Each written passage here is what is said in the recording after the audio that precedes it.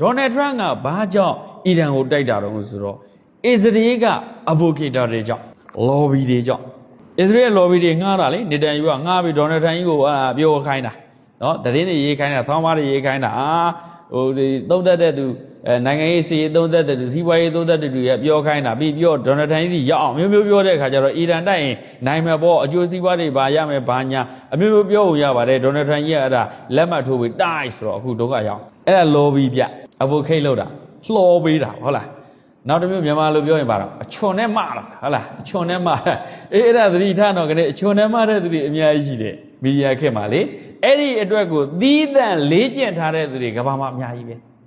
ကဲအဲ့လိုသူတို့ဒါကြောင့်အမှန်တရားတကားခောက်ပြီးရှင်းပြမလို့ရှိတယ်အမကဘာပတ်ပြီးသွားပြီဆိုတော့ဒီလိုမျိုးပြောတာအခု 4G 5G ကတော့ကဘာ3-4ဘက်ပတ်ပြလိုက်တာမီဒီယာခက်မှာကိုယ့်ရဲ့သတင်းအမှားတွေကိုကိုယ့်ရဲ့ဖုန်းတွေ screen တွေပေါ်မှာရောက်လာတယ်ဆိုလိုချင်ကလူတိုင်းရဲ့မျက်စိရှိရောက်လာပြီလို့ပြောတာလူတစ်ယောက်သေးခြင်းစားတဲ့အစိတ်ခက်တယ်လူတစ်မျိုးလုံးသေးစေခြင်းနားတဲ့အစိတ်ခက်မီဒီယာဆိုအဲ့ဒါပဲအာနိုးကပြောတယ်ခဏအမေရိကန်နိုင်ငံကြီးမငြိမ်းချမ်းနေတာဟာတဲ့အမေရိကန်နိုင်ငံမှာဒုစရိုက်မှုတွေများလာတာအဲ့မီဒီယာတွေကြောင့်လေရုပ်ရှင်မင်းသားအာနိုးကပြောတယ်ပြီးခဲ့တဲ့နှစ်တည်းက2025နှစ်ကုန်ကန်ဒီလောက်မှပြောသွားတယ်အမေရိကန်လိုနိုင်ငံကြီးမှာတော့မီဒီယာရဲ့အန်ဒီရဲ့ကိုမြင်လာကြတယ်ဆိုလိုချင်တာကွာပြောချင်တာသားတို့မျိုးမင်းတို့ကိုယ်ပိုင်ဉာဏ်များမရှိရင်တွေ့နေသမျှအမားတွေကြီးတယ်လို့ပြောချင်တာအမှန်တရားတော်တော်ကိုရွှေလိုရှာပါကိုယ်ပိုင်ဉာဏ်နဲ့စဉ်းစားနိုင်မှရလိမ့်မယ်ကိုယ်ပိုင်ဉာဏ်အရေးကြီးလားမကြည့်ဘူးလား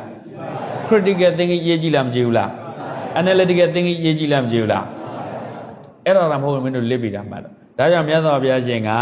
ကာလာမသုံးပါဟဲ့မြင်တိုင်းမယုံနဲ့ဆိုတာဒါမျိုးပြောတာစားတဲ့တွေ့တယ်ဆိုတဲ့အတိုင်းလည်းမယုံနဲ့ဆိုတာတို့ဆရာကြီးတွေအမေရိကန်ပြောရင်ဟုတ်လောက်တယ်ဆိုပြီးတော့လည်းမယုံနဲ့ဆိုတာ